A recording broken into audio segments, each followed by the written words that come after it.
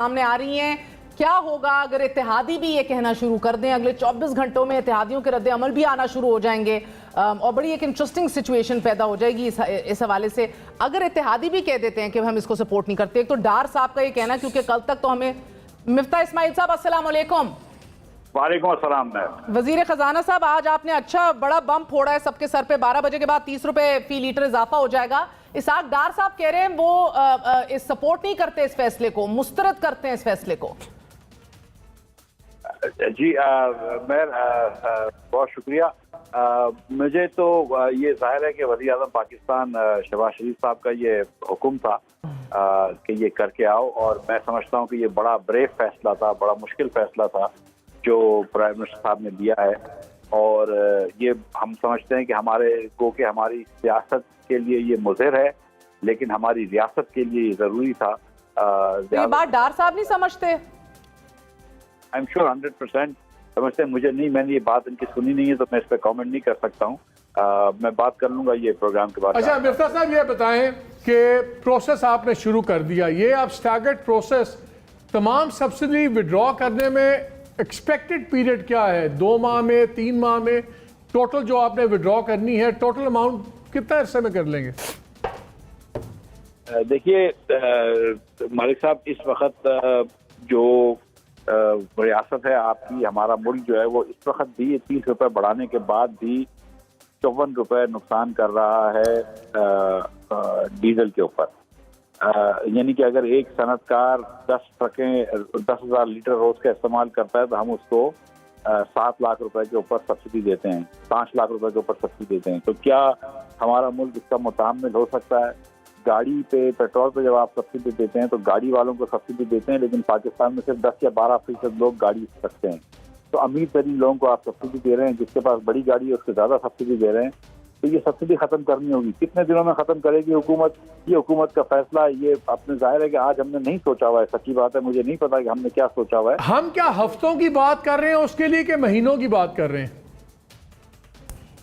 मेरे ख्याल से हफ्तों की बात ज्यादा मुनासिब होगी, लेकिन ये कि 12 इस वक्त जो है, ये पहला फैसला जो था वो पहली मूव करने का था।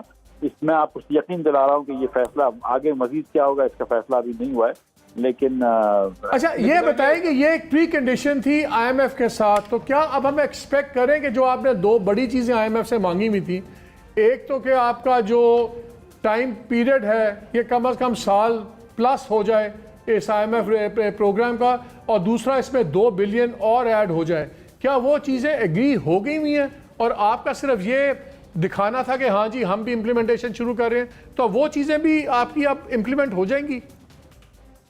जो कल IMF का बयान आया उसके मुताबिक इन्होंने ये कहा था कि जब तक आप पेट्रोल की सब्सिडी रिवर्स नहीं करेंगे ये प्रोग्राम हम बहाल नहीं कर सकेंगे। अब जबकि ये हम रिवर्स करना शुरू कर दिया है तो आई थिंक IMF को अब चाहिए कि प्रोग्राम बहाल कर दे। हमारी जो रिक्वेस्ट है उस पर इन्होंने हमेशा से मुस्बत बात की है, दोनों बातों पर कि 1 साल को बढ़ाएं, वो तो बहुत ही एग्री मुस्बत करी और उसके अंदर पैसे भी बढ़ाएं। और इनफैक्ट मैंने इस बार दोहा में भी ये बातें रिपीट करी हैं। मुझे यकीन है कि जब ये प्रोग्राम बहाल होगा इंशाल्लाह अगले चंद दिनों में, तो ये दोनों चीजें भी हमारी रिक्वेस्ट मान ली। डॉलर की कीमत अब आप कैसे देखते हैं? अगर IMF आपका बहाल कर देता है, आज 202 प्लस डॉलर हो गया अब आपने ये रिफॉर्म शुरू कर दी, IMF की तरफ से एक पॉजिटिव साइन आएगा, डॉलर को नीचे कुछ आता देख रहे हैं? जी मैं ये समझता हूँ कि जिस दिन शहबाज शरीफ साहब आए थे और 181 रुपए का हो गया था 179 से, तो मैं ये समझता हूँ कि वो इसलिए हुआ था कि शहबाज शरीफ साहब को लोग समझते हैं कि ये एक डूअर हैं, शहबाज स्पीड पे काम करते हैं, और यही मेरे ख्याल से रुपए की शायद वैल्यू होनी चाहिए। तो मैं ये समझता हूँ कि अगर हम इस जो IMF से तो फिर आप देखेंगे कि तो ये हम दिनों में देख रहे हैं कि हफ्तों में देख रहे हैं? मैं हफ्तों में देख रहा हूँ। मैं तो ये मुझे लगता है कि मुझे तो लगता है कल से शायद इंशाल्लाह बेहतरी आना शुरू हो जाए। मिफ्ता साहब ये फरमाइएगा कि ये मुआहिदा, जाहिर बात है सब्सिडीज़ का आपने एक कड़ा फैसला कर लिया है, तो मुआहिदा अगर ये समझा जाए कि मुआहिदा हो गया है तकरीबन, तो पहली किस्त जुलाई तक रिलीज़ होगी IMF से, और उसके बाद सऊदी अरब या UAE से भी पाइपलाइन में है और मामला? सर देखिए गुजारिश ये है कि सऊदी अरब ने तो कल ही अनाउंस किया है, परसों अनाउंस किया है उनके वजीर खजाना ने डेवोस में, कि वो जो पाकिस्तान को 3 बिलियन का इन्होंने जो दिया हुआ है डिपॉजिट, तो वो तो एक बड़ी मुस्बत बात है। इसके अलावा सऊदी अरब ने मुझे कुछ और चीज़ों का पैकेज के अनाउंस किया है जो मैं अभी बात नहीं करना चाहता हूँ, लेकिन आने वाले वक्त पे इंशाल्लाह ये मौजू वक्त पे ये बात मिफ्ता साहब सऊदी अरब तो बहुत मदद कर रहा है। जी मिफ्ता साहब हमारा बात अर्ज करो। एक मिनट और यूएई का यूएई भी पाकिस्तान के अंदर इन्वेस्ट करना चाह रहा है और ये री रोल की भी हम यूएई से बात कर रहे हैं, हम चीन से भी बात कर रहे हैं। उनका एक लोन था जो इन्होंने वापस लिया है, उस पर भी हम बात कर रहे हैं कि उसको री रोल करो। बात कर रहे हैं हम चीन से भी बात कर रहे हैं, उनका एक लोन था जो इन्होंने वापस लिया है, उस पर भी हम बात कर रहे हैं कि उसको री रोल करो। इसी तरह हम समझते हैं कि जब IMF से डील हो जाएगी तो वर्ल्ड बैंक और दीगर ममालिक से भी पैसे, दीगर इंस्टीट्यूशन से भी पैसे आना शुरू हो जाएंगे। तो हमको अल्लाह ताला की ज़ात से बहुत उम्मीद है कि जो एक बड़ा मसला था वो IMF का था, अब जबकि ये सॉल्व हो गया इंशाल्लाह आई थिंक बाकी चीजें जो हैं वो आहिस्ते आहिस्ते। मिफ्ता साहब मेरी सोर्सेज इन सऊदी अरेबिया ने एक बात बताई, उन्होंने कहा जब आप लोग मिले हैं प्रिंस मोहम्मद से, वो सारी बात हो रही थी, तो उन्होंने कोई इशारा दिया $1-2 बिलियन की इन्वेस्टमेंट करने का इसी साल, मगर सुना कि उन्होंने बड़े गिले किए कि आपकी ब्यूरोक्रेसी काम नहीं करती, अगर आप हमें गारंटी कर दें कि हमारा प्रोसेस प्रोजेक्ट वगैरह साल में सारे प्रोसेस खत्म हो जाएंगे तो हम 1 से 2 बिलियन इन्वेस्ट भी कर देंगे। क्या ये बात ठीक है? जी ठीक है, बिल्कुल सही है। शहबाज शरीफ साहब चाह रहे थे कि वो 5 बिलियन इन्वेस्ट करें। उन्होंने फिर ये बात का गिला किया कि आपके हुकूमत में, आपकी ब्यूरोक्रेसी के अंदर पाकिस्तान में बहुत ज़्यादा चीज़ें देर से ताखीर से होती हैं, तो हम 5 बिलियन कैसे ब्लॉक कर सकते हैं, आप करवाएंगे नहीं इन्वेस्टमेंट। लेकिन उसने कहा चले आप कहते हो हम 1 से 2 बिलियन इन्वेस्टमेंट कर सकते हैं, लेकिन आप इस साल में करवाइए। तो शहबाज शरीफ साहब ने ये हुक्म किया है। अभी भी जब हम सिंध में गए थे तो ये बात करिए कि कराची के अंदर पानी की बहुत किल्लत है, तो हम सऊदी अरब से बात कर रहे हैं कि कराची में एक डीसेल का प्लांट लगा दे। इसके अलावा हम लाहौर से पेशावर एक वाइट ऑयल पाइपलाइन लगाना चाहते हैं। तो काफी ऐसे प्रोजेक्ट्स हैं जो तैयार पड़े हैं जो सऊदी अरब इस्तेमाल कर सकता है प्रोजेक्ट। क्या समर आप पूछना चाह रहे हैं? 2 सवाल आपसे। कीमतों में समर इजाफे का इम्कान है क्या? बिजली की कीमतों में इजाफे का इम्कान है सर? सॉरी यही पूछना था। नहीं वो टैक्सेस भाई बिजली की कीमतों में जो इजाफा होगा उसकी जो ज्यादा सूझबूझ है वो खुर्रम दस्तगीर साहब को है, वो बिजली के वजीर है। मुझे इसके बारे में कि आइंदा क्या होगा मुझे इसके बारे में नहीं पता। सर दो मेरे सवाल है आपसे समर बात अर्ज कर रहा हूँ। पहला तो यह है कि इनकम टैक्स जो है उसके बढ़ाने के हवाले से भी कोई IMF ने आपसे कहा है कि वो भी आप बढ़ाएं इशारा उसकी वजह कि आपने टैक्स जो है कलेक्शन बढ़ानी है, तो उसमें शायद आप इनकम टैक्स भी आप बढ़ाने लगे। नंबर 2 सर बिल्कुल इशारा बढ़ाने लगे। नंबर 2 यह है कि सर जो गारंटी से मशरूत था आपका पेट्रोलियम मसनूआत की कीमतों में इजाफा, गारंटी जो है कुछ इदारों की तरफ से आपको कि आपकी रिमेनिंग मुद्दत पूरी करने दी जाएगी, क्या वो गारंटीज आपको मिल गई हैं कि आपके 14 माह पूरे होंगे? अब भाई पहली वाली जो बात है संदल के मुझे पहला सवाल याद नहीं है तो मैं गारंटी की बात कर लेता हूँ कि देखें कोई लाइफ में कोई गारंटी नहीं होती कल मैं जिंदगी रहे या नहीं रहे, लेकिन हमारी हुकूमत का और हमारी पार्लियामान का ये पूरा फैसला है कि इंशाअल्लाह ताला हम पूरी मदद अपनी करेंगे और मुझे यकीन है इंशाअल्लाह। गारंटर्स का भी है, गारंटर्स का भी है। देखें भाई मैं I can only speak on behalf of Shahbaz Sharif and I will tell you कि Shahbaz Sharif is determined to come. और ये इनकम टैक्स का बता दें, इनकम टैक्स के रेट्स में आप इजाफा कर रहे हैं? बिल्कुल नहीं करेंगे, बिल्कुल नहीं करेंगे। मैं इंडिविजुअल जाती तौर पे आपका शुक्रिया अदा कर रहे हैं। अच्छा ठीक है, मगर मिफ्ता साहब ये जो आपने सऊदी अरब और कतर के साथ जो आपका एक मॉनिटरिंग मैकेनिज्म भी गो के बनाया था, इट फेल्ड जिस तरह आप कह रहे हैं। ऑयल रिफाइनरी थी बलोचिस्तान में, रिन्यूएबल एनर्जी थी, RLNG की प्राइवेटाइजेशन थी, एयरपोर्ट्स की के अंदर भी कतर इन्वेस्ट करना चाह रहा था। ये सारा कुछ अब आप अगले इलेक्शन के बाद जो भी हुकूमत आए दे शुड परसू, और will you also be looking into renewing all these investment packages? मैं एक तो मैं वापस से रिपीट कर दूं कि इनकम टैक्स बिल्कुल नहीं बढ़ाएगा क्योंकि सबसे ज्यादा अब आप चाह रहे हैं हम तालियां बजाएं इधर बैठ के? मैं एक बात ये कहना चाह रहा था कि सबसे ज्यादा पाकिस्तान में जो टैक्स नेट में फंसते हैं वो एम्प्लॉइज होते हैं क्योंकि उनके पास कोई चॉइस नहीं होती, तो ये बिल्कुल नहीं बढ़ाएंगे। नंबर 1। नंबर हम भी वही मासूम है। जो भी आप लोग तो खैर बहुत ज्यादा वेल पेड लोग हैं, तो आप लोग तो आप मालिक साहब की बात। अच्छा एक बात सुने, अभी मुझे एक दोस्त का मैसेज आया, उन्होंने कहा सवाल जरूर करें। उन्होंने कहा आपकी अनाउंसमेंट के फौरन बाद पूरे मुल्क में पेट्रोल पंप्स ने पेट्रोल देना बंद कर दिया। क्या गवर्नमेंट इस बारे में अभी खुलवा रही है? 12 बजे से कहते जी पेट्रोल नहीं आया हुआ, 12 बजे के बाद आए। इसका आप लोगों ने कोई बंदोबस्त किया था? देखिए कई दिनों से मालिक साहब ये एक ओगरा के दरमियान और दूसरी सूबाई एडमिनिस्ट्रेशन के दरमियान और पेट्रोल पंप के दरमियान एक कैट एंड माउस गेम है। अब ये मैं देखें पाकिस्तान के तूलो अर्ज में कितने पेट्रोल पंप है, हर पेट्रोल पंप पे पेट्रोल दस्तयाब है। मैं आपको गारंटी कर रहा हूँ हर पेट्रोल पंप पे डीजल दस्तयाब है, बेहतरीन सप्लाई लाइन कर रही है। मिफ्ता साहब, ये तो 12 बजे कल से ये चीज चल रही है। जितने पेट्रोल पंप्स हमारी विसिनिटी में या जहां भी हम लोग जा रहे हैं बंद है, मेजोरिटी पेट्रोल पंप्स बंद है।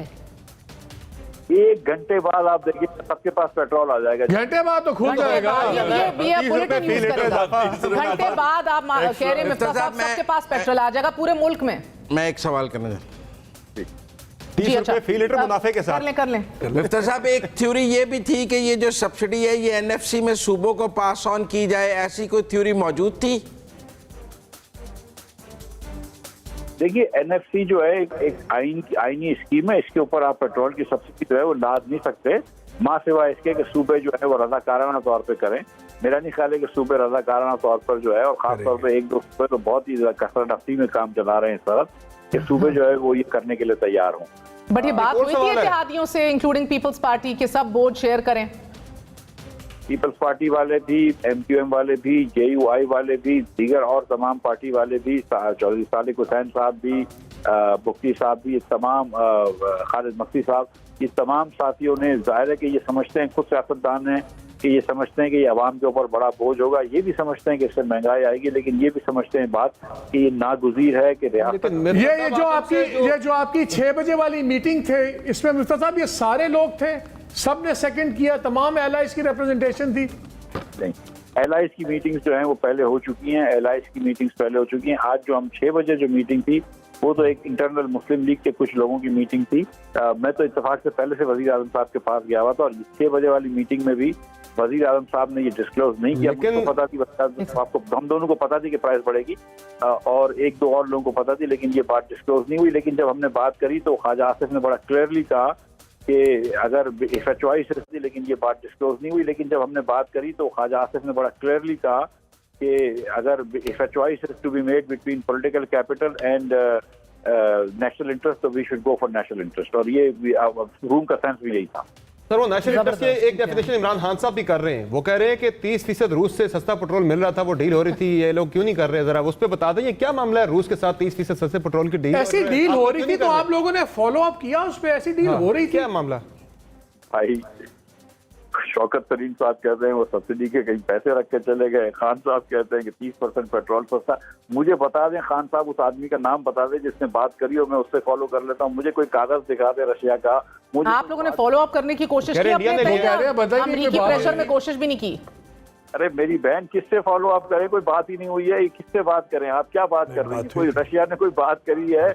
कोई ओटी कह रहे हैं बात हुई थी। वो मिफ्ता साहब कुछ इस तरह की बात थी जो मैंने सुनी है। वो ये थी कि रशिया ने ये कहा कि हम एक्सपोर्ट करते हैं इंडिया को ऑयल, और वो गुजरात के अंदर जाता है, एंकर होता है हमारा जो शिप है। अगर हम आपका कोटा ऐड कर दें और आप इंडिया से ले लें तो इसका मतलब है ना देने वाली बात हुई।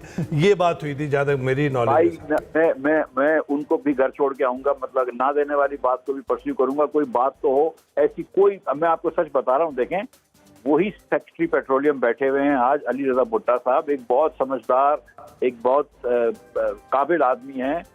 तो कई दिनों तक उनके वही सेक्रेटरी पावर्स भी चलते हैं, सेक्रेटरी फाइनेंस भी वही हैं जो पहले थे हामिद शेख, जो शौकत तरीन साहब के साथ थे। हमने, मतलब परमानेंट हुकूमत तो चल रही है ना। अगर कोई ऐसी बात होती, यू थिंक, मैं आप सच्ची बात बताएं कि 30% सस्ता तेल मिल रहा हो, मैं हम लोग पागल हैं? वैसे बात कर ले रशिया से। और वो बात कर नहीं सकते, आईएमएफ के साथ पूरा पटरी से उतर जाएगा ना केस। अमेरिका को तो नहीं अभी नाराज कर सकते। मगर क्विकली मिफ्ता इस्माइल साहब, वेरी इंपॉर्टेंट थिंग, जाते जाते सख्त फैसले किए, and let me be on the record, ये किसी को भी करने थे, अच्छा हुआ आप लोगों ने किए और इसके लिए हम आपका साथ देंगे। इट्स अ गुड डिसीजन, नागुज़ीर था, ये यकीनन था। मगर आप किसी भी सूरत देख रहे हैं कि इस फैसले के फौरन बाद 4 से 6 महीने में the rug is pulled from under your feet and elections are called, या ये नहीं हो सकता? अब देखिए, मैं आपको सच बताऊं कि ये शहबाज शरीफ साहब 38 साल से, मियां मोहम्मद नवाज शरीफ 40 साल से सियासत में है। ये इलेक्शन अल्लाह की मेहरबानी से जीतते आ रहे हैं। हम पंजाब में आज तक कभी नहीं हारे, तो इलेक्शन हम जीतते आ रहे हैं। सियासतदान जो है ना, वो अगर इलेक्शन से डरे तो मछली पानी से डर जाएगी। जब भी इलेक्शन में जाना होगा चले जाएंगे। ऑब्वियसली हम समझते हैं कि 1 साल और 2 महीना पूरी टर्म करेंगे, लेकिन अगर कोई इलेक्शन से पहले आना पड़ेगा। But this can not be your last budget, that's what you mean. Can this be your last budget? You can't afford to go into elections with this budget, or can you? देखिए, मैं seriously ये समझता हूँ कि we should do the right thing by this country has blessed all of us politician, we should do the right thing. ये budget जो है, मुझे पता है कि ऑस्टेरिटी वाला बजट होगा, ये बजट थोड़ा सा टाइट बजट होगा। मुझे इस वक्त करंट अकाउंट डेफिसिट को कंट्रोल करना है, मुझे अपने मुल्क को खुदा ना खास्ता मतलब कोई डिफॉल्ट जैसी सिचुएशन से बचाना है, मुझे डॉलर्स प्रिजर्व करने हैं, ये सब कुछ करना है। ये सबसे पहले अव्वलीन प्रायोरिटी है।